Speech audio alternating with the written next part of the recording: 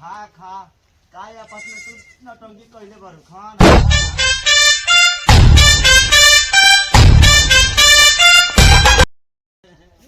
ए बाबू कहां जाई रे जाई तारी घरे। कहां से आवई तारे पंजाब गिरली ह कमाए। अच्छा पंजाब के रहले और रुपया कमाइले 5 रुपया कमैली ह। जाई तारी घरे खा के निहा के आएम। सर वो बौखे बा साले के एक दिन बारी जमीन में लिखवा ले ठीक बा जो बाबू का घर है साँझ के भेंट करिए। प्रणाम चाचा जाई ले घरे। ठीक बा जा ठीक बा सांझ के आएम। साला सापे बौख बा अभी तक साले के बारी जमीन में लिखवा ले साला हम बेटवा ना लगवा कहाँ बा ते देखे तो सुतल बा की जागल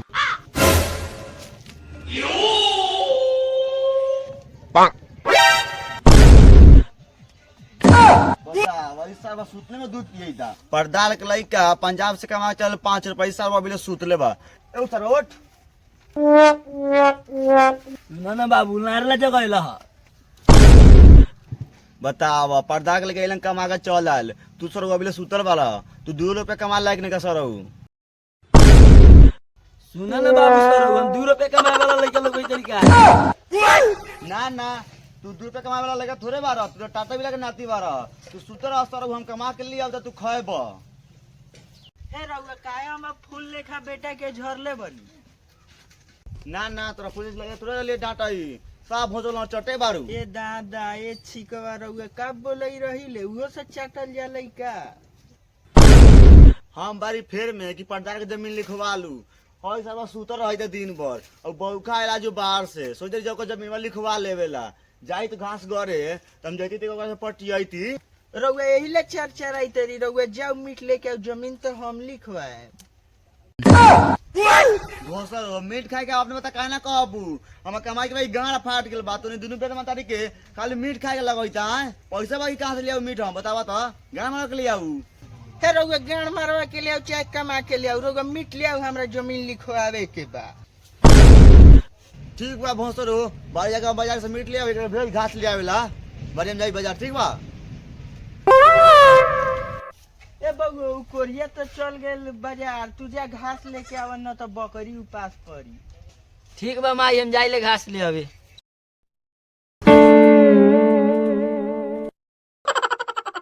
आम तो मुझे रागिल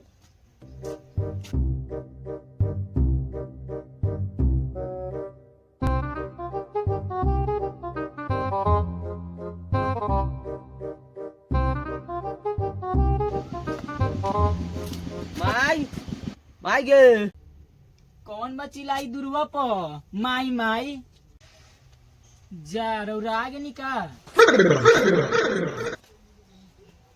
प्रणाम माई।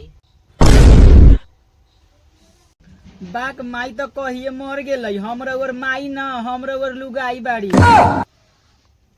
कैसन हो गेल बड़ाई रे तू साफ हमरा माई लेखा लगैत रही। बाबू कहाँ बाबू मर गेल बाक रउरा कैसे बोलै तानी ना बाबूजी ओने हथिन घास लगेला आवै हां बताओ तो पहले खेत से में घास मिलता सारा लोग दवाई छीट छीट के सब गनेर पाके घास मुआ देले बा बकरी हम लाए लाए करैता हाय गोल लगैत रियो बाबू खुश रह बउआ आ गेल। हां अच्छा रुक जाओ ले धक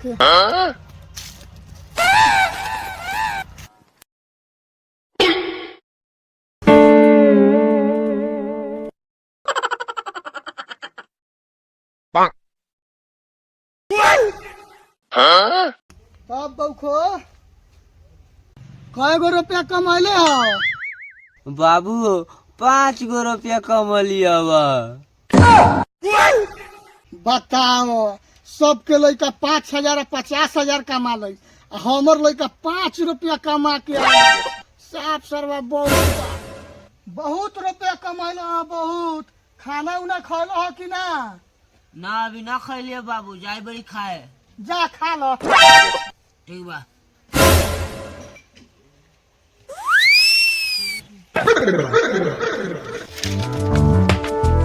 मेरा रू खाए ला है।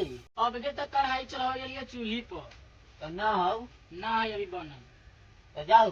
हाँ।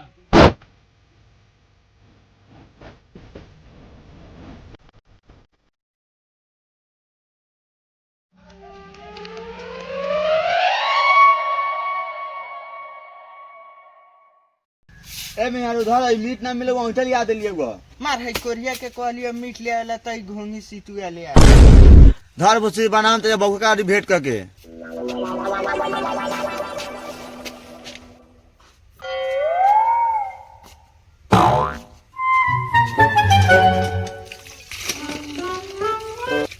प्रणाम चाची। खुश रह कहिया अल? आज ये नु अली है, गिरली है पंजाब। चलो न तो घर चाचा ईठा ले आयल हवा खा ली है। हाँ हमरो भूख लागल बा, चलो न खाएम। चली।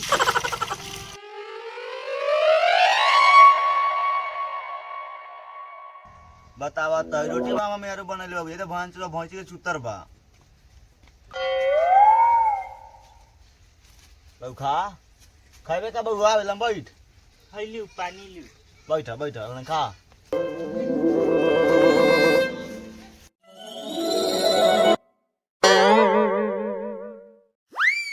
खा तो बाप जमीन में तोरा नाम पर कहले तोरा पापा के नाम पर? हमरा मालूम नहीं खे, हम मेहरारू से पूछ के बता। ए रउआ का बोले रही ले, पहले बउआ के खाना लेवे दिए। ठीक है बहू खा खा। चाचा हम ना खवई, कैसे तो लगे अब तू ये घींचा, हमरा से ना घींचा।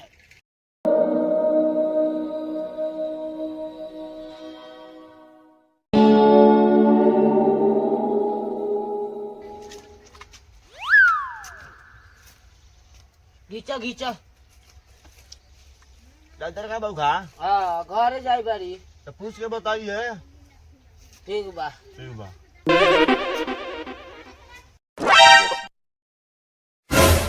बतावा तो दूरा पर इतना भर ठेऊ लागल बा। ये घोई लइका साला आयल बा त पता ना कहां गेल हो कहां न।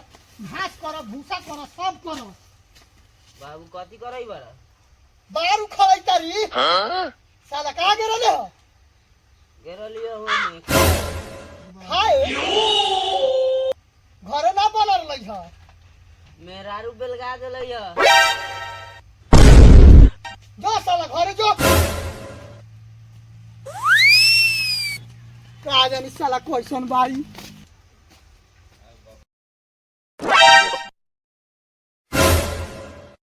मेहरारू हो जमीनो केकरा नाम पर?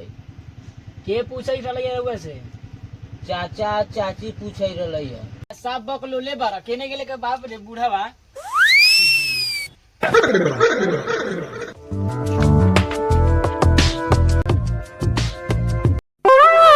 तोरा लेखा ससुर के तो मुंह में आग लागू।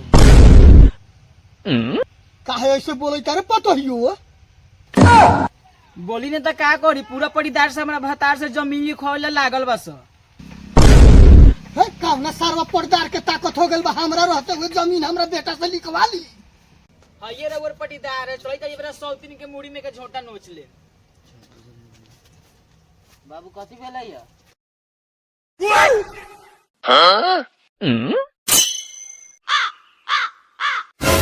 चले तारी ये बड़ा सौतीन के झोटा बीन ले तारी मुड़ी में।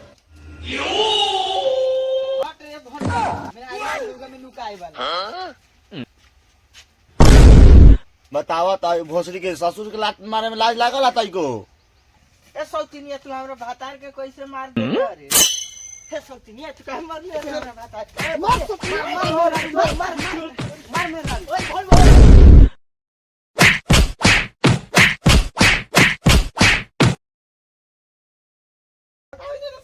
बाप रे बाप, माये कौन मारता रे? यहाँ हाइते खइते रहू हमरा भातार के मार के मुंगा दे।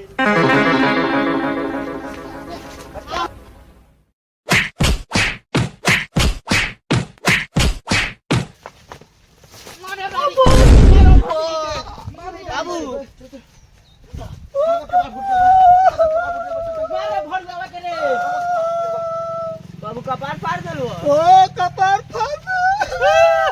चलो बाबू हम दवाई करबो